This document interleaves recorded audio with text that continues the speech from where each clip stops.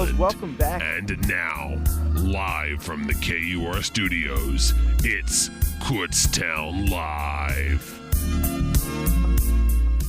Doing a little bit of a remix, it looks like. Ladies Sorry and gentlemen. about that. Your producer over here wanted to apologize. This is the reason why we're updating this computer over the summer. So it's getting in its last digs before I get rid of it. It's all good. But Sorry about that. It's all good, producer Mike Monsoon Mike over there in the producer's room. But welcome, ladies and gentlemen, boys and girls, to another edition of Kutztown Live. It's a little funky today, and it's a little cloudy outside, I'd say. But we're going to have a great show today, as every Monday we do here on the radio voice of Kutztown University, KUR. And later on in the show, you can call in here out in the studio. We're going to talk about some things. But first, I'd like to introduce Berks County will be having a celebration for Earth Day on Saturday, April 25th from 11 a.m. to 5 p.m. at the Riverfront Park in Riverfront Drive in Reading, Pennsylvania. And we'd like to welcome onto the show Amanda Valentine, who will be representing that organization. Welcome on the show, Amanda. Thank you so much for the opportunity. Oh, of course. And from what I've heard from Monsoon Mike here is that you actually were on KUR. Is that correct? That is correct. That is awesome. Now, very proud alumni. All right. So for the Berks County Earth Day, what kinds of things can we see at the festivities on April 25th?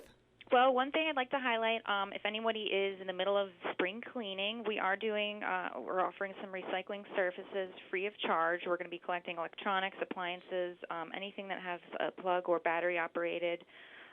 We'll be collecting other kind of batteries, if you have old car batteries or anything like that, clothing, shoes, ink cartridges, any kind of paper products, like if you have a stack of phone books or old newspapers. So we have a huge area for recycling services. Oh, wow, that's awesome. And where will the items be going to?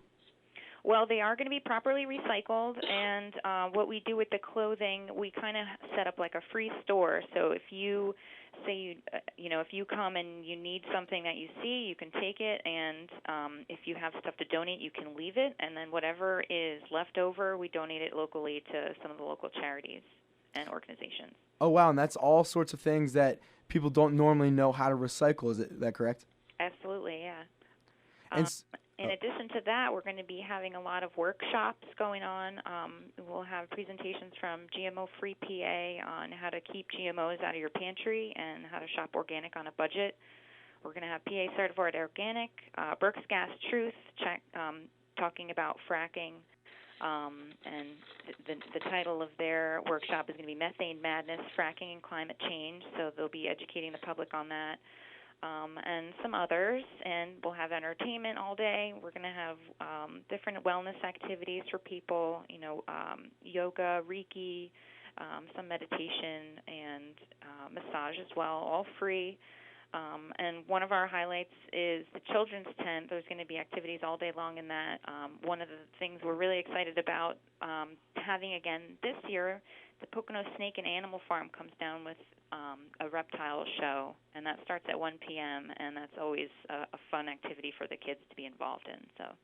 Oh, wow. You definitely had me at yoga because I'm a little stressed out with finals coming up here in the next couple of weeks. Yeah, absolutely. And come and everything is free, free of charge, and it's open to the public, rain or shine, and you can find out more information as the week goes on. We'll be posting daily at our website, earthdayberks.org.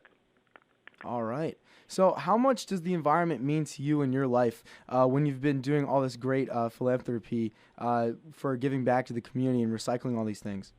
It means a lot because, we celebrate once a year with this celebration, but to be honest, the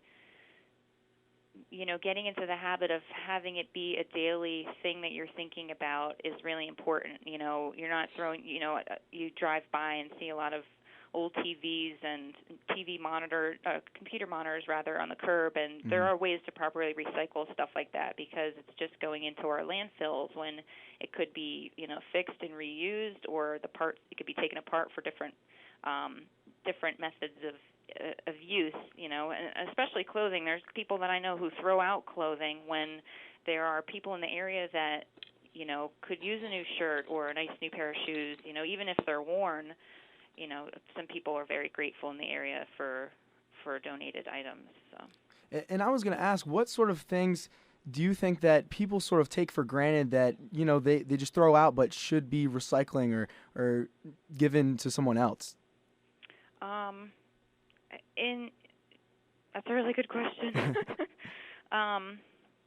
To be honest, I don't know. I feel like it's kind of a habitual thing when you're not really aware of what you're actually doing. There are ways to recycle. There's ways to donate properly, and contact me if you're interested in finding out. I know that there are people whose garage might be packed full of stuff, and one man's junk is certainly another man's treasure, and we try and help the community as much as we can, and donations are a huge part of that. They're definitely a huge part.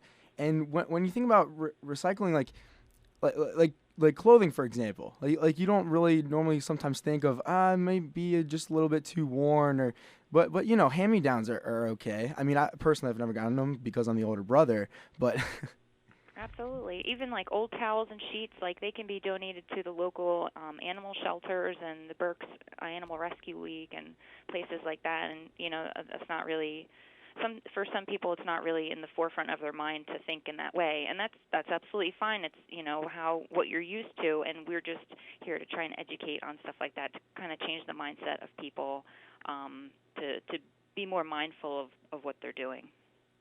And with your event, I know obviously everyone should recycle every day, but how do you think that will be instilled with people to keep mindful of the environment and the continual process of the earth with everyone that's still here and generations to come, things like that?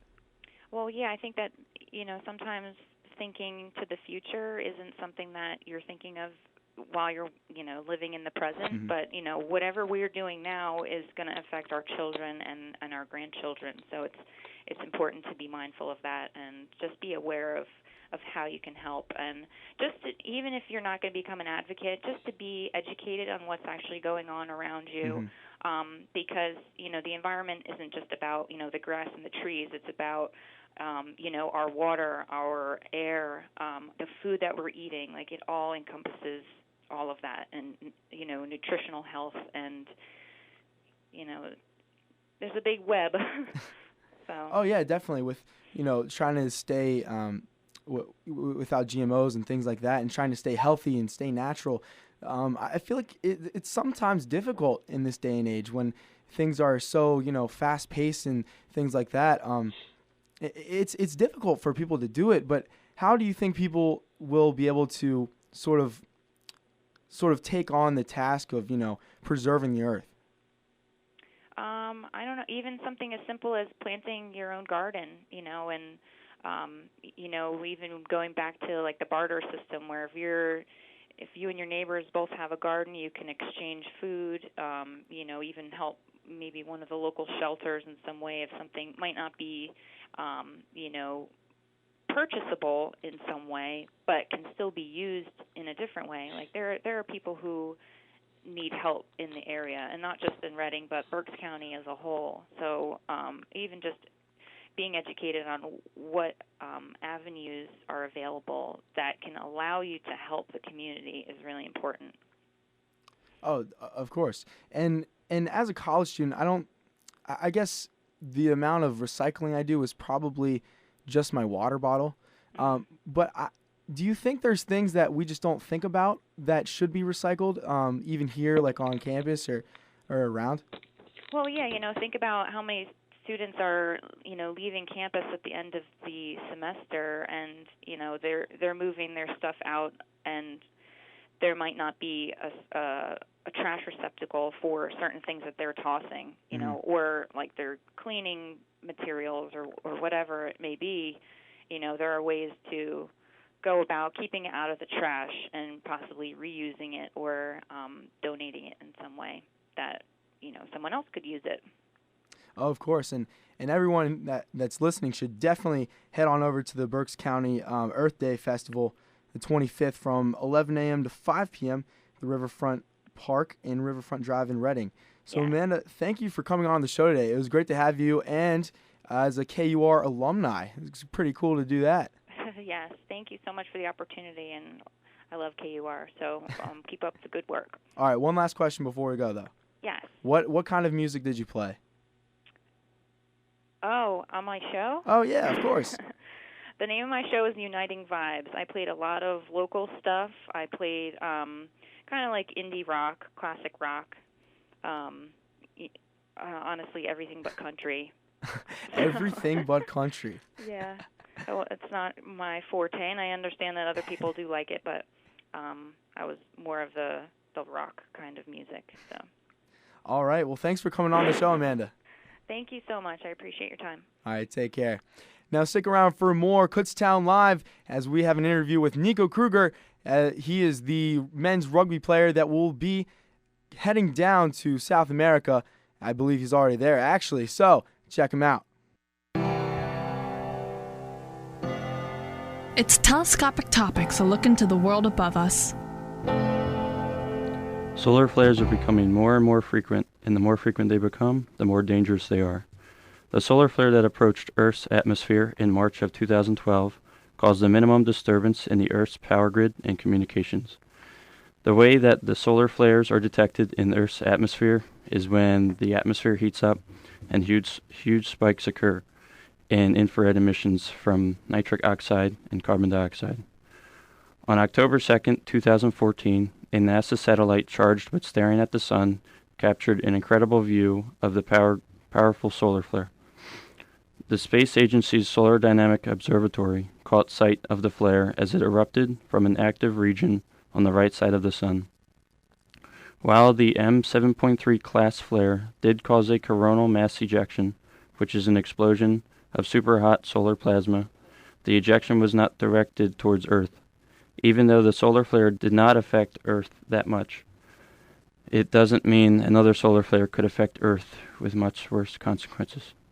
As for the classes, M-class flares are about 1/10 as powerful as the strongest solar flares, which are known as X-class flares. According to NASA Goddard Space Flight Center spokeswoman Karen Fox, harmful radiation from a flare cannot pass through Earth's atmosphere to physically affect humans on the ground.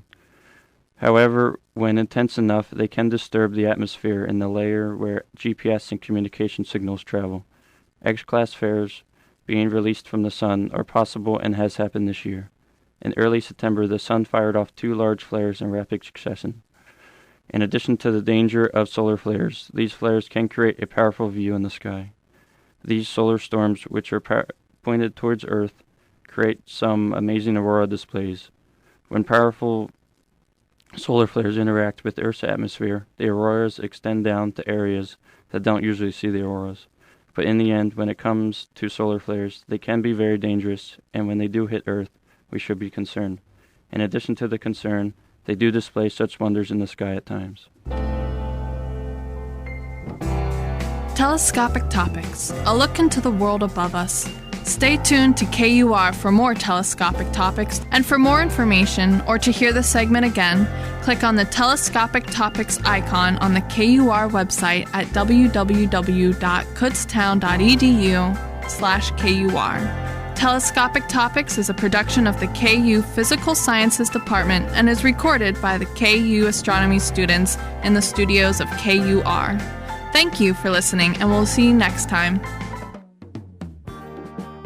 Kutztown University Clinical Services is hosting an Out of the Darkness walk for suicide awareness and prevention April 26th. Registration is at 5 p.m. and the walk begins at 6 on the South Campus area known as the DMZ. The area is located between Berks, Dietrich, and the South Dining Hall. There is no fee to register, and walkers may participate individually or form teams. All proceeds benefit the American Foundation for Suicide Prevention. More information at afsp.org. That's afsp.org, or call 484-646-5927. That's 484-646-5927.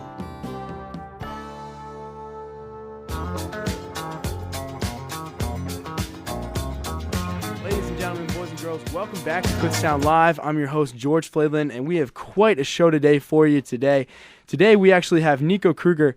He's a senior biology and pre-med major, and he's the all-time scoring leader for Kutztown University's men's rugby team, and he's been selected for the USA Rugby Selects South American Tour from April 23rd to May 2nd. So, Nico, welcome to the show today. Well, thanks very much for having me. First off, I gotta ask, how do you get a part of, even being one of or being recognized as to represent the U.S. For the rugby team? It's actually a very interesting process. Obviously, I've been playing rugby here at Kutztown University now for 4 years. All right, and it actually all really kind of started over the summer last year. All right, so here at Kutztown, what we do is we play the CRC, which is the Collegiate Rugby Championship out in Philadelphia. And I had a really good tournament, and after that I got invited to play and to represent the Collegiate All-American side, which is the top 33 collegiate rugby players in the country. They get invited into a camp where we then played against international opposition, and we actually had a tour, inbound tour, so in America versus Oxford University, all right, where we played 2 games against Oxford and then 1 game against a club side from Canada. All right, so we went 2 for 1, so we won 2 games and lost 1. And during that tour, the national side coach actually came to watch us play. And I guess he kind of enjoyed what he saw. And at the beginning of this season, I didn't really expect much. And my coach just basically told me, Doc Jones, he told me that I will get called up to the squad. He's not sure when it will happen. But meanwhile, he was lying to me. And it happened a week later. And I got invited to a camp down in Florida, where they basically what they do is they invite a whole bunch of us out there. I think we were 26 players or so. No, more than that. We were 33 players, sorry. And from there, we had a 4-day camp where we just pretty much smashed each other. Trained really hard, and then a week later, they sent me email saying that I made the side. And when you got that initial call or email, how did you feel when you got that first reaction of representing the U.S.? I mean, it was actually really interesting. When I first got the email to go to the camp, I was going through my email and I saw this random email from a guy called Tristan. And I was like, okay, this is kind of strange. So I open it up and the subject line says, Eagles Camp. I'm like, Eagles Camp, this is strange. So being a biology major, I think it's about birds. So I kind of start scrolling through it and I'm like, hold up, this is actually an invite to a camp. So I kind of put my phone down for a little bit and I sat there for a little bit and then I went back and read it again. And then there was kind of a surreal moment to kind of just realize what's going on.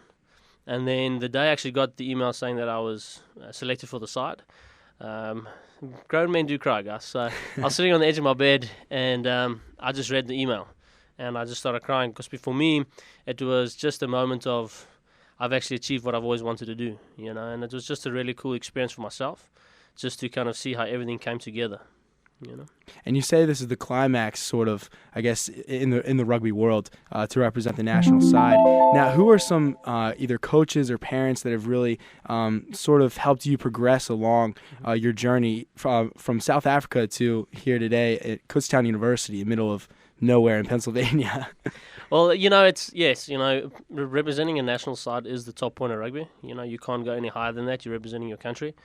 And, for me, there's been very many people that have played, a real vital role in my rugby career. Obviously, my father's been a big one for me. I wouldn't be sitting here right now. My dad could have very easily said, listen, don't chase your dream overseas. Stay home and, live a normal life. But he's never told me I can't do anything. And he said, if you're willing to work hard enough for it, you'll achieve your dreams. And that's what I did. And then, obviously, another man that has played a really big role in my life is Dr. Greg Jones, who's the coach here at Kutztown University. I've had some serious injuries over the years that I've been here, and not once did he ever doubt my ability or doubt that I would achieve these dreams and achieve these goals. And so here I am. Yeah. So you say those injuries. What kind of injuries? I'm kind of hesitant to ask because rugby is a pretty violent sport, obviously. Well, obviously it's a contact sport. Some people call it a collision sport. So obviously there are going to be injuries. Mm-hmm. For me. Not everyone's like me, but I've actually torn my ACL twice in the same knee. Wow. Okay? So I actually tore my ACL the year before I came here. So I tore my ACL, applied to Kutztown University, got accepted. 6 months later, I was in the country. And by then, it was about 7 months post-op. And I started playing rugby after 7 months. It went really well. I was doing really well. 2 months later, tore the same ACL in my knee, playing rugby out in Vegas, actually. And nothing good happens in Vegas, apparently. No, this is true. I'm not a big fan of Vegas, to say the least. And So then I tore my ACL again, and instead of taking just 7 or 9 months off, I decided to take a full 12 months off to make sure that I was, 100%, ready for things. And I came back after 12 months, and I was actually training, and I was ready to give up. You know what I mean? What people don't realize is when you go through an injury like that, your mindset is a lot different, because now obviously everything that you used to do, you can't do anymore because your body's not in that same physical shape, you know what I mean? So it was very tough for me, and I was ready to say, I'm done. And Dr. Greg Jones looked at me one night, put his hand on my shoulder and said, "You will be the best scrum half in the world." And now I have the opportunity to put my name at that spot. And that's incredible, really. Like, how do you stay focused when you've injured your ACL multiple times? How do you keep your eyes on the prize? Sort of. I guess your coach obviously had a big influential role, and your father, I'm assuming, I guess too. Yeah, it's tough, you know what I mean, because you tend to think about the what ifs, you know what I mean, what if I hurt my knee again, what if I do this, But for me, I think the big thing that made me constantly work towards where I wanted to end up was just what people have done for me and sacrificed for me to be here. Obviously my family, I've got 2 older brothers, so for my parents to take on the financial burden of sending me overseas to study here was huge, you know what I mean? At the same time, I'm at my happiest when I'm training for rugby, when I'm doing things for rugby. That's the thing that I wake up in the morning that I want to do. So, when interesting stuff like it happen, that's part of the game, but at the same time, if I can go through injury like that and come back stronger, not only does that prove to me that nothing can keep me down, but it doesn't just apply to rugby, it applies to life in general. If you're always going to give up at the first sign of difficulty or the first sign of something that is going to make you slow down, then why are you going to even try? You know what I mean? And like I said in a speech I gave at our rugby banquet, that the road less travelled is a whole lot better than the road that everyone else takes. You know what I mean? People are always going to doubt, always going to question that which you're going to do, But if you're going to sit there and listen to what those guys have to say, then you'll never end up where you need to be. And those are really empowering words. All across life, really, you can't be giving up at your when it's easy to quit. When I might as well quit now. You could have quit after your first ACL tear or your second ACL tear, but you didn't, and you've shown you can still become one of the world's greatest. Obviously, being selected for the national team. Now, switching gears a little bit, how is the team looking this year, heading into the CRC's Sevens tournament in Philly? Our team is very lucky. We got some really athletic guys from all across the country and the world as well. Obviously we're looking a little different than we did last year. Last year we were more kind of focused on size, strength and power. Whereas this year, because our personnel has changed, we've got a lot of really fast and powerful guys. So our game plans changed around, but to be honest, I think we're looking really good. Last year we did amazing, got into the final. Unfortunately, went down to Cal Berkeley. But I think this year we got a very good chance to put ourselves in that same position again.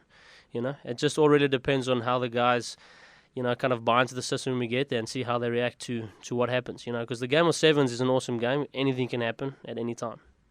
Oh yeah, of course. I caught the very last end of the game actually on TV when I was like, Mom, Kutztown actually is on TV, and she didn't believe me at first. I was like, yeah, they're playing Cal, that's a D1 school, George. They can't be playing Cal. I was like, Mom, come on, it's Kutztown. They're the best rugby team apparently in the world.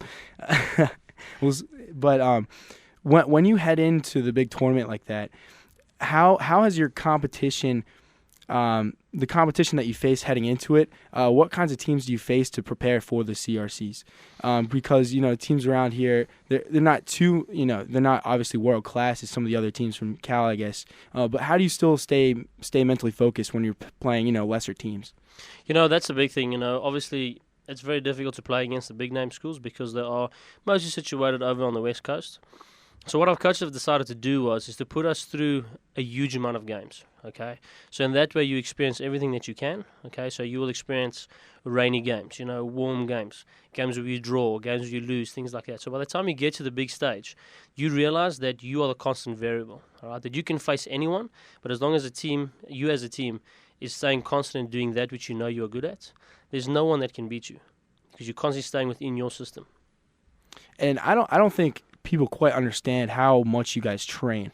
From what I've heard from other rugby players, just in talking and passing through, you had a couple of national team coaches come to some of your practices and say, if I could, these are national coaches, mind you, and they said, if my guys trained like you guys trained, we would win, the world championship every year, which is a testament to your obviously your work ethic as a whole, and how do you balance everything really when you I mean, you're a college student, you're a bio pre-med major, not exactly the easiest major, mind you, here at Kutztown. Yeah, no, this is true. You know what I mean? It's obviously it's a lot of hard work. You know what I mean? And we actually had the ex-US national coach here with us over spring break for a week. And like you said, you know, he said that if he could get his players to train as hard as we do, it'll put them just at a complete different level. You know, and that's a big compliment to our coaches. You know, they are able to push us mentally to a point where we thought we would give up, but now it's to a point where we know we can continue to be at that high level of competition. You know.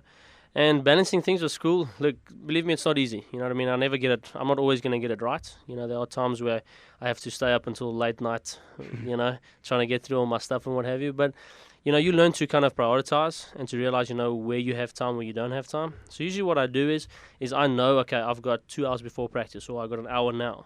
So in that hour, I'll sit down and make sure I work as hard as I can to get through as much work as I can, you know. And yes, I'm sure, you know, some academics has taken a bit of a fall because of rugby. But, you know, that's not necessarily a bad thing in the end. You know, you have to have a balance between academics and the rest of your life, you know. And I feel without rugby, I wouldn't be here. I wouldn't be studying pre-med, nothing like that, because rugby's had such a massive influence on my life. Oh, yeah, especially that. You're also on SGB, correct? Yes, I am, yeah. So this guy does everything. I swear. I see him everywhere across campus. You know, he's killing people on the rugby pitch. It happens, I guess. Yeah, you know, I've had a really great career at Kutztown. You know, I've had an opportunity to be involved in many different things. You know, like you say, I play rugby. I'm a part of the student government board, and I'm a tour guide on campus. You know, and just being part of all those organizations give me an opportunity to meet different people, you know, network with different people, and give me an opportunity to really invest back into what the school has given me, you know. On student government, I had an opportunity to sit down with a bunch of other students and actually budget $1.5 million. You know, what student actually gets to do that? You know, and actually have a say in what happens on this campus. You know, because this is the place that I called home for 4 years, and a place I probably call home for a very long time in my life. You know, so to be able just to be part of that has been amazing. You know, being a tour guide, have an opportunity to talk to people who are looking to come to the same places I've spent the last 4 years, you know. So it's a great opportunity to kind of invest into them, invest in relationships, and kind of prove to them why this place is so special, you know. And it is a special place, and you're sort of like the model student, really. You know, you excel in athletics. You know, you're an attractive guy. You got the nice tie on, Kutztown colors, you know. Yeah, obviously.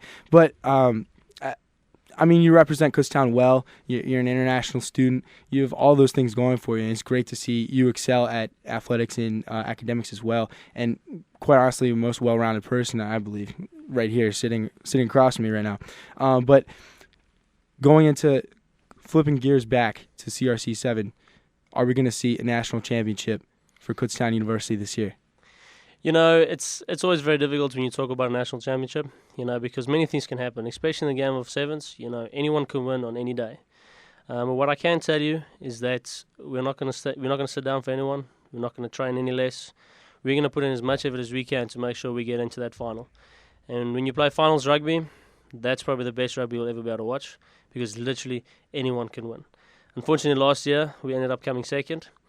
And I'm not ready just yet to end and coming second. So believe me, if I get into that final, I'll do everything I can, and everyone on my team will do exactly as much as they can to make sure we come home with that trophy.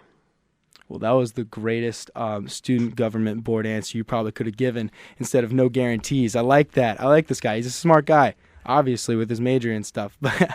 But Nico Kruger, thank you for coming on the show today to talk about rugby, life, you know, everything, really, in all your student activities here on Kutztown University. So thank you. Thank you very much, guys. I really appreciate it for having me. All right, thank you. And stick around for more Kutztown Live here on the radio voice of Kutztown University, KUR Kutztown. It's Telescopic Topics, a look into the world above us. Solar flares are becoming more and more frequent, and the more frequent they become, the more dangerous they are. The solar flare that approached Earth's atmosphere in March of 2012 caused a minimum disturbance in the Earth's power grid and communications. The way that the solar flares are detected in Earth's atmosphere is when the atmosphere heats up and huge spikes occur in infrared emissions from nitric oxide and carbon dioxide. On October 2nd, 2014, a NASA satellite charged with staring at the sun captured an incredible view of the powerful solar flare. The space agency's Solar Dynamic Observatory caught sight of the flare as it erupted from an active region on the right side of the sun. While the M7.3 class flare did cause a coronal mass ejection, which is an explosion of superhot solar plasma, the ejection was not directed towards Earth. Even though the solar flare did not affect Earth that much, it doesn't mean another solar flare could affect Earth with much worse consequences. As for the classes, M-class flares are about 1/10 as powerful as the strongest solar flares, which are known as X-class flares. According to NASA Goddard Space Flight Center spokeswoman Karen Fox, harmful radiation from a flare cannot pass through Earth's atmosphere to physically affect humans on the ground. However, when intense enough, they can disturb the atmosphere in the layer where GPS and communication signals travel. X-class flares being released from the sun are possible and has happened this year. In early September, the sun fired off 2 large flares in rapid succession. In addition to the danger of solar flares, these flares can create a powerful view in the sky. These solar storms, which are pointed towards Earth, create some amazing aurora displays. When powerful solar flares interact with Earth's atmosphere, the auroras extend down to areas that don't usually see the auroras. But in the end, when it comes to solar flares, they can be very dangerous, and when they do hit Earth, we should be concerned. In addition to the concern, they do display such wonders in the sky at times. Telescopic Topics, a look into the world above us. Stay tuned to KUR for more telescopic topics, and for more information or to hear the segment again, click on the Telescopic Topics icon on the KUR website at www.kutztown.edu/KUR. Telescopic Topics is a production of the KU Physical Sciences Department and is recorded by the KU astronomy students in the studios of KUR. Thank you for listening, and we'll see you next time. It's on us to stop being a bystander to the problem of sexual assault. It's on us to stop a sexual assault any way we can. It's on us to change the way we talk about women. Take reports of sexual assault seriously. To look out for someone that has had too much to drink. It's on us, the Golden Bear community, to stop sexual assault. I took the pledge, and you can too, at itsonus.org. Newsbreak is a student-run news program produced right here at Kutztown University. It features stories that affect the Lehigh Valley, as well as Berks County weather and KU sports. You can watch on Service-Electric Berks and on Kutztown University campus on Channel 24, and on Hometown Utilicom Channel 28. KU TV Newsbreak. What are you watching? Everybody's talking about it. Stories. We love stories. Uplifting stories. Stories that challenge us. Stories that make us cry. Your stories, our community stories. This is The People Chronicles. Visit us today at thepeoplechronicles.com. And you can also hear The People Chronicles every Thursday at 11:30 a.m. on the radio voice, KUR. You're listening to Kutztown Live with George Flaidland on KUR. Call in at 610-683-4859. It's Kutztown Live. Ladies and gentlemen, boys and girls, welcome back to Kutztown Live. I hope you've been having a great show so far on this not so great Monday, but it's all good because we're having a great time here on Kutztown Live, on the radio voice of Kutztown University. Now, if you feel like calling in, talking with me, talking with Monsoon Mike, you should definitely call in because we're going to be talking about some tough stuff today, I think so. So the talk show hotline is 610-683-4859. That's 610-683-4859. Now, finals is coming up, as I sort of mentioned earlier. Trying to do trying to relax, get your mind off of the pressures of studying and trying to cram everything in later on in the semester. And I was going on the internet, and I'd say that this article is from CNN, excuse me, talking about the uses of Adderall. And the article says, "Just say yes, the rise of study drugs in college." And it starts off, around this time of year, you're more likely to find college students in the library cramming for final exams than out partying. And I've definitely noticed that, trying to study in between classes, trying to, manage your organizations and clubs. And it's definitely a stressful time coming down to the end of the semester. And, college, it's very, very stressful, I'd say. I've only been here for my, first year, second semester, freshman student. But, sometimes it's just a little too much. And I can definitely see why many college students have been take Adderall when they're trying to study and trying to cram everything in, trying to focus on things that they haven't really been focusing on the rest of the semester up until then. And it's just, if anyone's listening, I'd love to hear your opinions on for Adderall, against it. But it's just a prescription drug. Obviously, it's illegal if it's not yours, and you shouldn't be taking it. But the pros and cons, the cons on thedailybeast.com said a recent study from Brigham Young University mined over 200,000 tweets from college students discovering mentions of the prescription drug Adderall peaked near the end of the fall semester to 3 times the average rate, end quote. And I definitely, of course, don't doubt that, because I see all these people trying to cram for things that they haven't really been studying on the entire semester. And I guess it's kind of sad to say when you see people using Adderall, trying to pass it off as a study drug. But some things from the Daily Beast. One, it's a real drug and nobody thinks so. Adderall and Ritalin are a DEA Schedule II substances. This means they have a high potential for abuse and can lead to severe psychological or physical dependence, and are considered dangerous, less than heroin and more than Valium. Now, I'm unaware of how the drug works or whatever, but I mean personally, but when you look at this drug, it's definitely popular in the eyes of college students, as I've kept harping on already, the studying and the cramming. But I definitely want to hear some response from people. I want to bring Monsoon Mike on the show real quick to get his thoughts about taking Adderall in college. He may or may not be telling us if he took Adderall in college, but Mike, welcome to the show. Thank you. Just trying to get there we go. Having a little bit of technical issues over here. Okay, there we go. I'm good. So Mike, when you think about Adderall as a drug for college students, is it worth it? Is it not? I don't think really any of it's worth it. I'm actually pretty. I dabble a lot in like holistic things. I mean, I would encourage students, especially students who are into,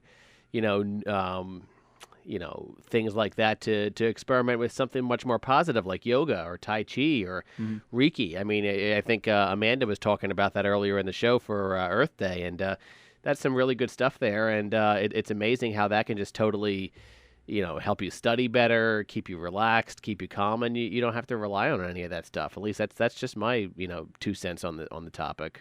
Yeah, especially if you don't really need it for yourself. If you're using somebody else's to try and I guess game the system, I guess is the term. Yeah, I mean, we live in such a, I don't know, there's just, not to sound cliched, but it's just, so many different drugs, whether they're illegal or legal or somewhat legal. I mean, it's just too many chemicals that we're just putting in our body, period, across the board. I mean, and that's not to say you don't have to be careful with some of the natural stuff, like the, natural herbs and teas and stuff like that I like to do, but it's just, we just too many chemicals as a whole. And I think there's too many other ways that we can handle stress and stuff like that and not need to resort to that. And do you see the point from like a college student when they're trying to, do classes and trying to, figure out how they're going to pass this class or whatever? You know what I mean? Yeah, I mean, college is something that people don't realize is college probably is one of the most stressful periods of your life. It's one of the most rewarding periods of your life. Oh, yeah. But it's one of the most stressful periods of your life as well, because pretty much your whole life beyond that, hinges on how you do in college. So, of course, it's stressful. So, yeah, I can see that. But, I just encourage students to, get, the help they need, or, counseling, or just to talk to somebody or whatever, and not have to resort to that kind of stuff, I guess like obviously relaxing and those sorts of things to try and get your mind off. But how would you it's just popular because I feel like when you're, I guess, in the zone or whatever, you're so focused on, trying to get your project done or whatever, and this and that. It's I don't know. Yeah, it's just it's tough, and I never, not to pat myself on the back, but I never did any of that kind of stuff. I just tried to, remain focused, and deep breathing and stuff like that as best as I could. But I tried to pace myself. I mean, a lot of what people get into in college is they're just, I don't know, they just burn the candle at both ends. I mean, they out partying every night and stuff like that, and you just gotta remember you're just one person, and you've got to do you got to pace things out, and you got to have fun, but you also got to remember that your academics are most important as well too. So it's just a matter of trying to pace yourself, and not burning the candle at too many ends. And where do you think students can go if they are struggling from like an Adderall addiction?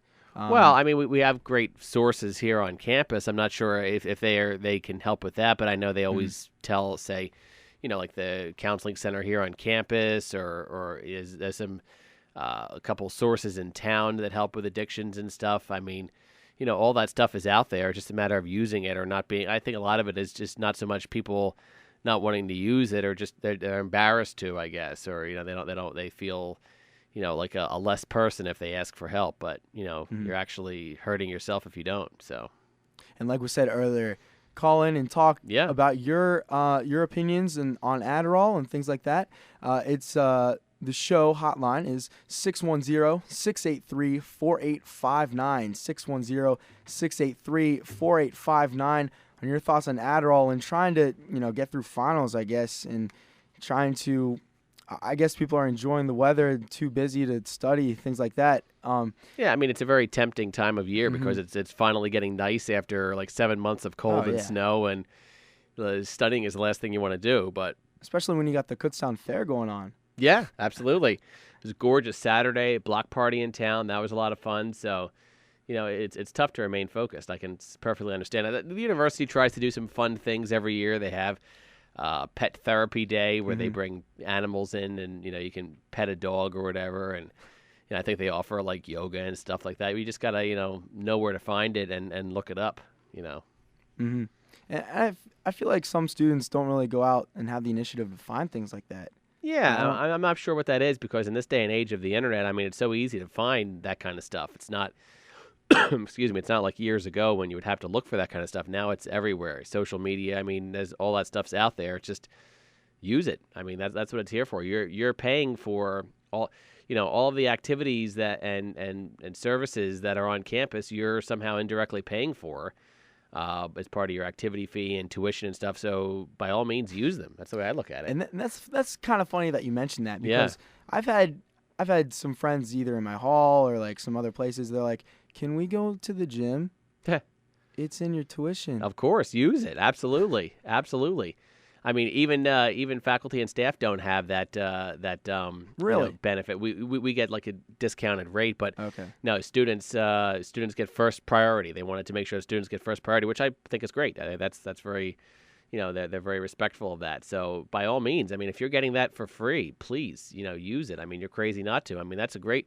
I mean, I think KU's rec center was rated one of the best in the state system, I believe. I mean, it is really nice. It was built just in the past 10 or so years, I believe. It was like right after I came here. I came here in 2004 as an employee, and I think it was right after that they were building it. So it's it's practically brand new, and it's beautiful. Why not use it? Oh yeah. And what do you think are some things here at Kutztown that students don't really take advantage of that they should be, that are either under their tuition or just right up under their nose? Obviously, KUR. First, exactly. Which we won best SGB club once again this past year, so we were very honored about that. We got to put the plug in, obviously. Right, of course. Well, first of all of the clubs and things that are available here on campus. I mean, there's something for everybody. And even if there's not, a lot of students don't realize that, you can start a club. I mean, if you get enough support from other students and you go in it together, you can, go to Leah at Student Involvement and say you want to start a club, and, they'll help you try to do that.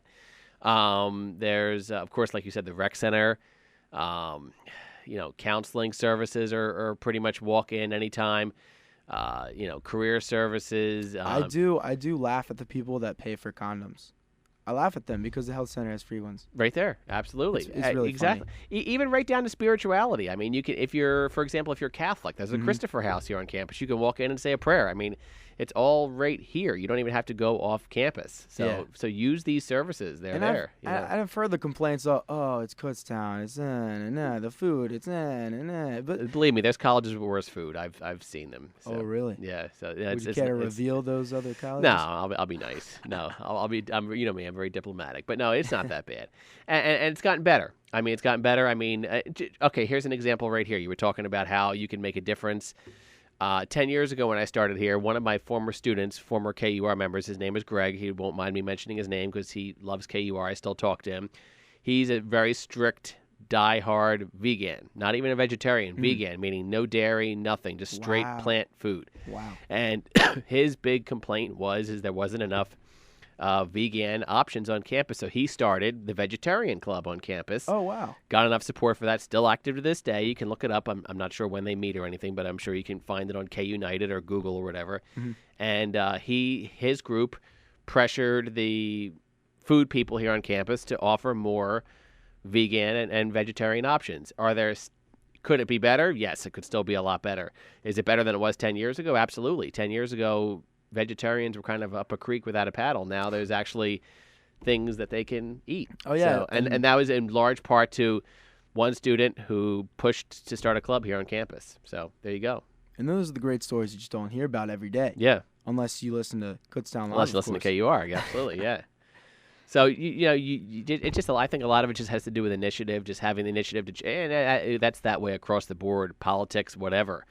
You can either have the attitude of things will never change, we're screwed, America is done, or you can have the attitude that you can change it. And I feel like those people also who just complain about the government and things, they don't go out and vote. Oh yeah, that's another whole topic. Don't get me going on that one.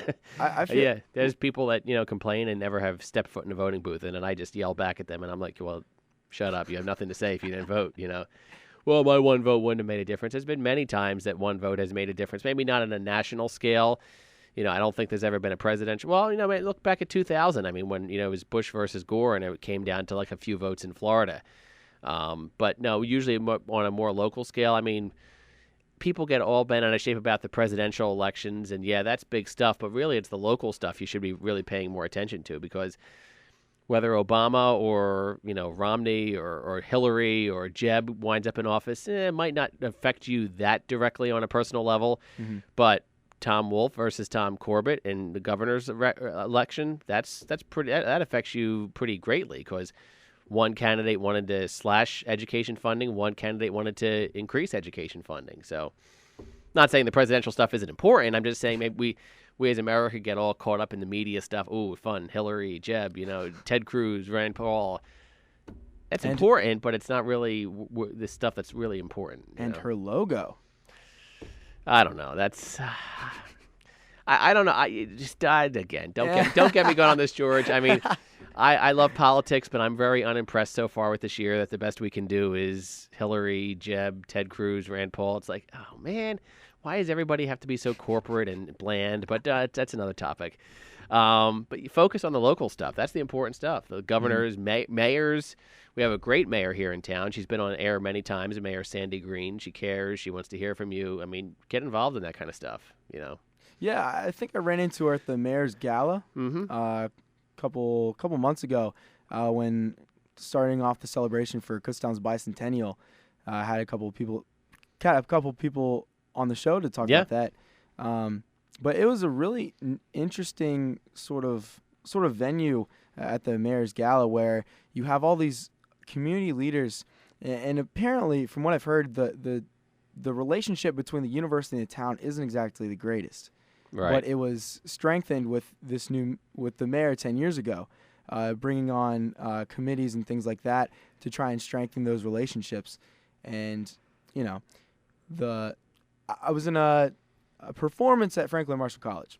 Right. And there was a performance where the director, he makes all these show tunes, he switches them around, has words to sort of make fun of things that are happening at F&M. Right. And so one of the songs was the Fummers and the Townies Can Be Friends from Oklahoma. Okay. Right? Yeah. I think I'm familiar with it. Yeah, like musical stuff. Yeah. Mm-hmm. My mom's really big into it. Yeah, I'm not a big musical person, but I know people that are. Yeah. And I don't know. I just sort of thought of that, like with relationships between a university and a town.